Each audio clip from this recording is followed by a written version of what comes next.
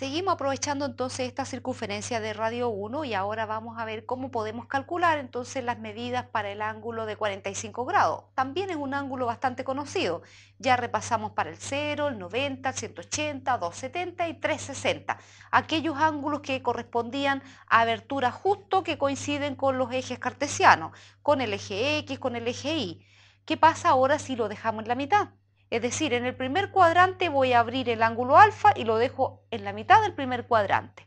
Eso me dice que quedó dividido en 45 grados, dos partes de 45.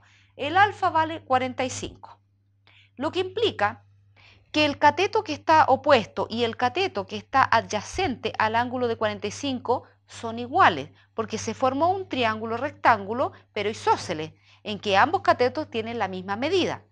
Como el radio vale 1, o la hipotenusa vale 1, si nosotros aplicamos el teorema de Pitágoras, entonces vamos a decir un cateto al cuadrado sumado con el otro al cuadrado me tiene que dar exactamente 1, que es lo mismo que decir 1 al cuadrado.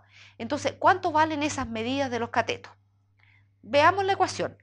X al cuadrado más X al cuadrado. Le pusimos X, pero la misma para cada lado porque los dos lados son iguales, es isósceles. Entonces tengo que 2X al cuadrado sumados esos 2X me da 1. Si despejamos la ecuación, llegamos a que X vale 1 partido por la raíz de 2, porque el 2 pasará dividiendo, ¿no es cierto? Y después, como está al cuadrado la X, hay que tomar raíz en ambos lados. Lo que implica entonces de que el X o la medida de uno de los catetos vale 1 partido por la raíz de 2. Sin embargo, muchas veces la raíz cuando la tenemos en un denominador uno la racionaliza. Si multiplico por raíz de 2 en el numerador y también en el denominador, va a pasar que el denominador me queda la raíz de 2 al cuadrado, entonces me quedó simplemente un 2.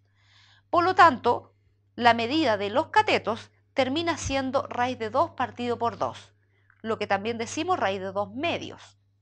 Pero ellos son iguales. Entonces, al tener el ángulo de 45 grados, los dos catetos, tanto el opuesto a alfa como el adyacente a alfa, valen exactamente raíz de 2 medios.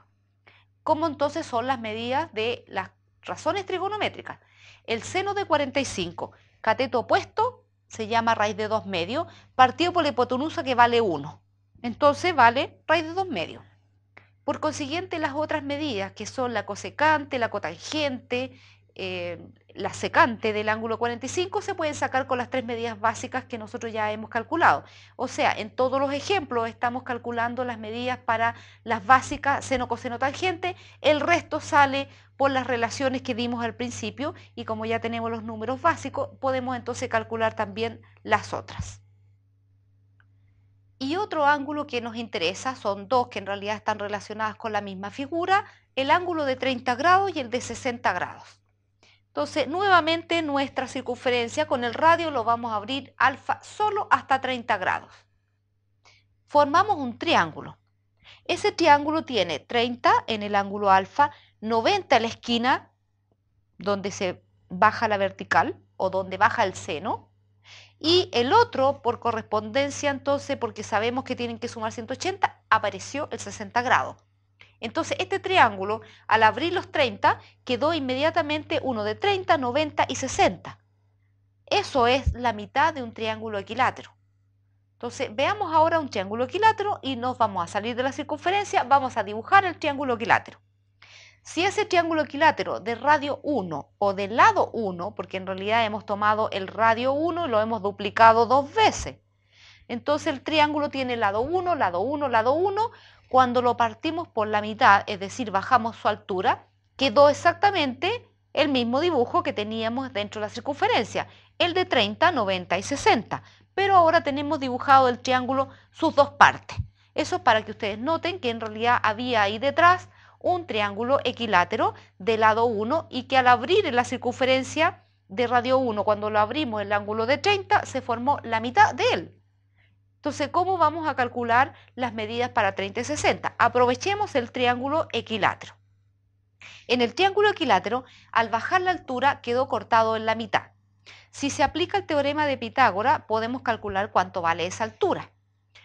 Uno de los lados vale 1, el otro vale un medio, porque vale la mitad del lado, no lo he terminado de pasar hasta el final, sino que he llegado hasta la mitad, un medio.